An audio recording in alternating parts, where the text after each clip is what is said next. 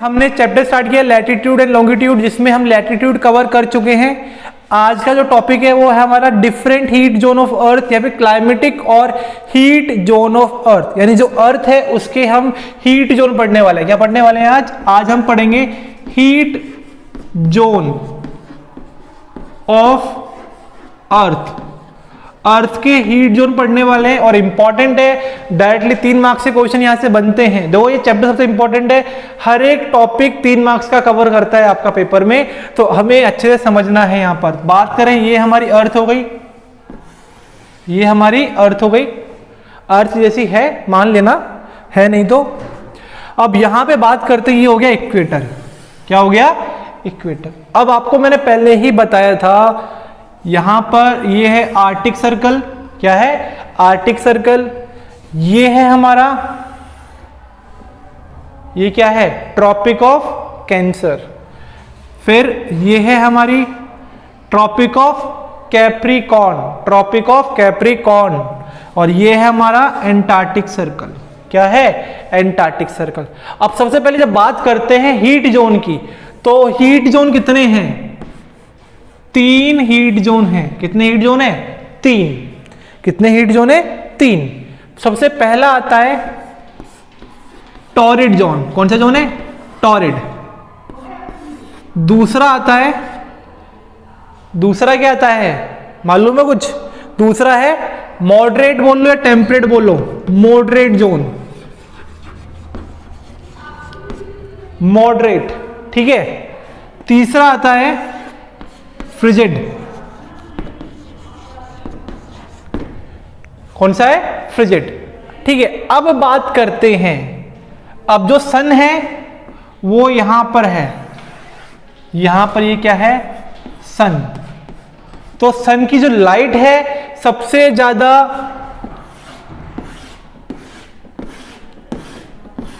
इस जोन पे आएगी।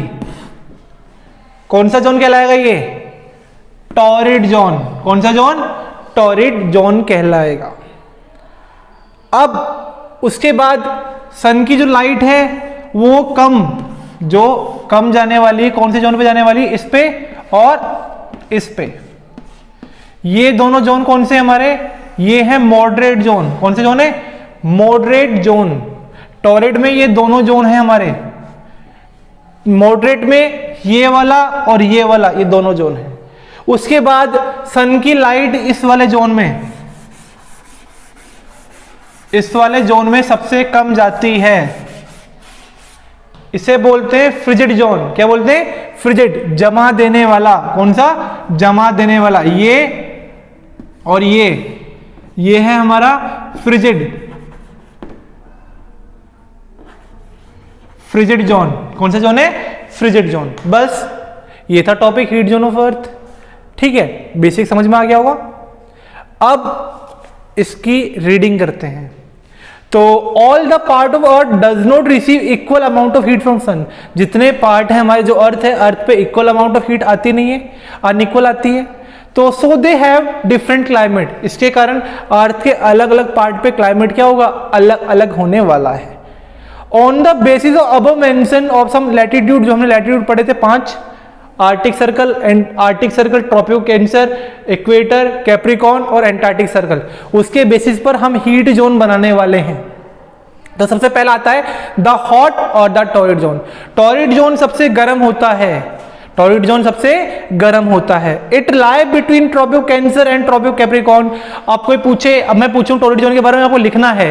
तो torrid zone is the most hottest zone, it is the hottest zone of the earth, सबसे hottest zone है अर्थ का। इट लाई बिटवीन, कहां पे मिलता है? ये कैंसर और कैप्रिकॉर्न के बीच में, कैंसर और कैप्रिकॉर्न के बीच में। It lie between Tropic of Cancer to Tropic of Capricorn, Cancer से कैप्रिकॉर्न के बीच में मिलने वाला है ये। The area receive maximum heat, सबसे ज्यादा हीट इस एरिया पे आने वाली है। It is the hottest zone of the world, world का सबसे हॉटेस्ट जोन है।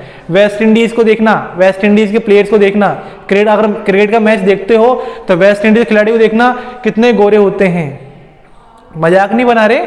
गोरे का मतलब क्या होता है कि वहां पर टेम्परेचर सबसे ज्यादा होने वाला है, तो वहां पे जनरली सनलाइट ज्यादा आती है, तो वहां के लोगों जो कलर है जनरली ब्लैक होता है। जहां सनलाइट कम जाएगी वहां के लोग ज्यादा व्हाइट हो जाएंगे, ठीक है, इस तरह से। तो दूसरा temperate zone, the north temperate zone lie between Tropic of Cancer and Arctic Circle. अब देखो यहां पर टेम्परेट जोन दो पार्ट में डिवाइड हो गया, ट्रॉपिक ऑफ कैंसर और आर्टिक के बीच में नॉर्थ में नॉर्थ जोन, देखो यहां पर ये इक्वेटर से ऊपर वाला नॉर्थ जोन, इक्वेटर से नीचे वाला साउथ जोन। नॉर्थ जोन में हमारा आर्टिक सर्कल और क्या आता है, Cancer. The north temperate zone lie between Arctic Circle and Tropic of Cancer. The south temperate zone lie between Tropic of Capricorn to Antarctic Circle, ठीक है। उसके बाद अगला आता है the south temperate zone lie between Tropic Capricorn to Arctic Circle Antarctic Circle in the southern hemisphere. Slanting ray of sun fall on this region throughout the year. और sun की जो रेज है वो यहाँ पर कम आती हैं, ज्यादा नहीं आती हैं, मतलब यहाँ पर मैक्सिमम हीट सन की रिसीव नहीं हो पाती, मॉडरेट रहती, मीडियम हीट यहाँ पे रहती है। अगला आता है फ्रिजिड जोन। फ्रिजिड जोन जो होता है, there are two frigid zone, north frigid zone, south frigid zone.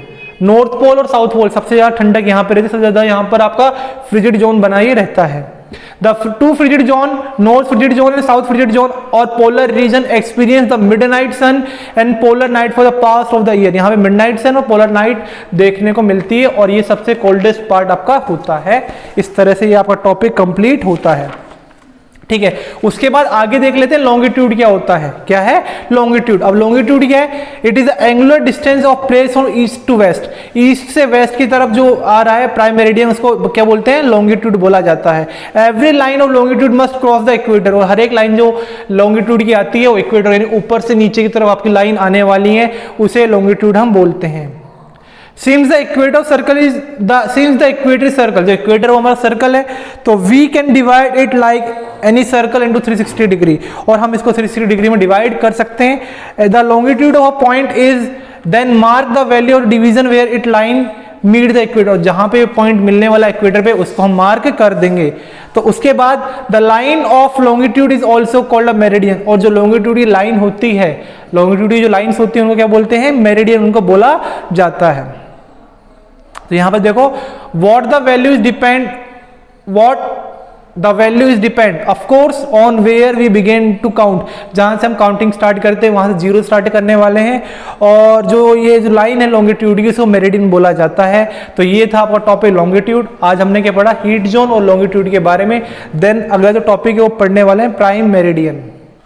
Good morning students, कल हमने पढ़ा था लॉन्गिट्यूड के बारे में, एक बार रिकैप कर लेते हैं, जो देख लेते हैं एक बार अच्छे से। तो ये था हमारा अर्थ,